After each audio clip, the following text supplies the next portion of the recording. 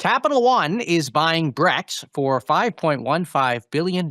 It is one of the most noteworthy fintech deals that we have seen in a long while for many different reasons. I want to bring on Laura Mandaro, who wrote a column on the transaction last night in our Dealmaker newsletter. Laura, welcome back to the show. It's great to have you here. Hi, Kosh. I should correct you. It was Corey. Corey and I worked on it together, but Oh, okay. but Well, I'm happy to talk about it. We had a lot of discussions you about it. Corey wrote it. Okay, Yes, okay. yes, yes. Well, it's all a team effort here, and Dealmaker is written by many reporters in the newsroom and many editors too at times. So, anyway, let's talk about Brex. So, did this deal surprise you? Because I was kind of shocked. Yeah, we have for the last year been trying to report out what will happen with Brex. Like many companies that raise a lot of money at very high valuations during the low interest rate period, as you, Akash, know very well, that those valuations did not look to represent the value of their business once rates fell. And fintechs, were sort of a particularly acute segment, reflecting that disconnect between the low interest rate period and the post period. Um, I mean, there was such a rush. We're all about AI these days, but I was just looking at some of the stories we did in that period, and I think there was 121 billion raised by fintechs in just 2021. So, it was a bubble, and then there was a reset. And depending on the company, they dealt with it in many ways. I mean, um, Ramp, their big rival, and I'm sure you'll ask about that. Took a down round, so they sold shares at a lower valuation, and that was probably more reflective. But Brex had raised so much money, I don't think they were compelled to do anything like that, at least in terms of new capital raises. They did some internal recapitalization for their employees, which we can talk about. But so we never saw sort of a headline new number, but the secondary markets proved to be, pretty prescient. There were some trades and bids and offers on sites like Caplight that had been pricing the company around 4 billion. So we knew something was. At least in terms of the headline price, something was changing. And I was it gonna be another round, or was it, gonna be were they gonna try to do an IPO? I think these were all open questions. So now you mentioned the employees, and we obviously have the investors that poured all this money into the company. The big question here around this deal is who wins here? Is this a good deal? Was it a good price? When you compare the price to the valuation it used to have, it's about half of what less than half, I guess, what it was. At the same time, I mean, $5 billion is a lot of money. So somebody somebody got something. Where do you stand on this? I mean, that's the key, and the context is very important. I mean, before I got on the show, I was looking at the stock market performance of some of the venture-backed IPOs last year, and particularly, Klarna, Chime, which is a fintech, which would be a comparable. I mean, these are all down substantially, like Klarna's down nearly 40%. I mean, the IPOs have really, I mean, Yeah. they may have been hits for the investors selling shares, but I mean, the stock price has tumbled really for If both of they these. sold at the IPO, If but, they, yeah, that's right. Yeah, if that's true. there are lockups, Yeah, right? So you can't sell on day 1, nor is that seen as a good thing. right.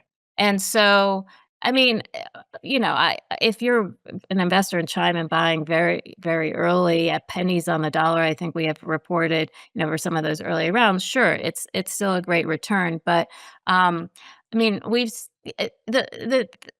last year, I think, gave investors and founders a lot of information about what the IPO market was like, right? You could go public, you'd probably be at a much lower valuation than your private valuation. I think that's pretty established. And it may not be hitting it out of the park as a public stock. So, a $5 billion price tag, while, at first blush, you're like, wow, that's a lot lower than 12 billion. It is kind of money in the hand, right? For investors and employees. It's first of all, there's cash, which doesn't hurt, and Capital One stock, and Capital One stock's been up in the last year. So I mean, it's not, it's not. You know, It's a good deal. I mean, yeah, it's a deal that, it's yeah. everyone's looking for a deal. So to the extent that it is a deal, it's a good deal. Yeah, I mean, and back to the column, our deal maker column. I mean, we retopped it once we saw the Brex deal, but the column I had written, it was sort of speaks to this moment, which was about how there was a decline in VC funds making new investments last year, which really speaks to few VC funds are having trouble fundraising. Why are they having trouble fundraising? Outside of the very, very big ones, of course, like Andreessen, but there are a lot of VC funds that are having trouble fundraising because they don't have exits. They don't have IPOs and M&A to return cash to their investors like universities and pensions. And when you don't return cash, you don't necessarily get more cash in. So this is the kind of transaction that I think universally for 3 years people have saying would be healthy for the market. And we just haven't seen as much. So the investors should at least get their investments back, if not with a return because of the sales price and this is preferred stock. And then Corey wrote that had reporting that the company, and we hadn't known this, had repriced the employee stock options in the past couple years. So so that these options were kind of priced to reflect the true valuation of the company, and so they weren't underwater, so to speak. I want to ask you one more question. You mentioned the ramp of this all, and that's what people are talking about that a lot online. That here's a company that raised, I think, what was it, three consecutive funding rounds last year, or at least they announced it last year. They're contrasting that with Brex. The broader question that I have for you, Laura, is, I mean, look, the purpose of fintech was to disrupt in some ways the traditional financial Yeah. system, and here you have Capital One, basically eating one of these fintech disruptors, you could say. Do you see this? Do you see more of this coming potentially as these fintech companies? It's not just Brex and Ramp. I mean, we saw a couple go public, but there's a lot of these smaller fintechs, I'm sure, that are hanging around that are looking for some kind of an exit. Are we going to see more of these acquisitions? I mean, I'm sure many of their investors would hope so, right? And historically, these big banks and big banking companies have been pretty acquisitive. There's always trouble integrating, and we've seen that a lot too over the last couple of years, especially with fintech. But yeah, I mean, this could be a signal in the market that there are more to do. I mean, I don't, I think the bigger question is, will there be enough deals to kind of resolve so many of these private tech startups that have been created? And I don't know. I think it's tough. There was a lot of money put into this space, and maybe some of them will pivot to some degree. I mean, I think that with Ramp and Brex, you can see sort of by their messaging. It was very especially with Brex, very payments oriented. A couple years ago, now that you hear more about software and AI agents, and Yeah. I mean, it's like the fintech story that we're seeing play out now from the funding boom 4 years ago. I mean, it's like there's probably a 18-month lag on like all the crypto startups that raised all the money, and then there's maybe a 2-year lag on what we're going to see with the AI startups that are raising all this money. So it's sort of like we're just seeing the cycle yeah, unfold. yeah, and I mean, I was talking to Corey, and it does, there it.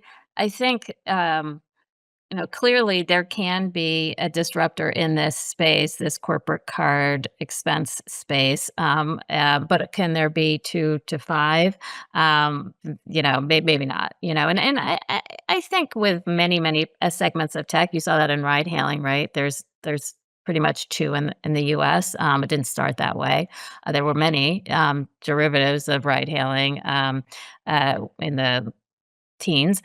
So this is to some degree kind of a natural evolution of the of tech startups where 1 to 2 companies gets really big and that's it. Great. Well, Laura, I want to thank you for coming on. That is Laura Mandaro, our managing editor here at The Information.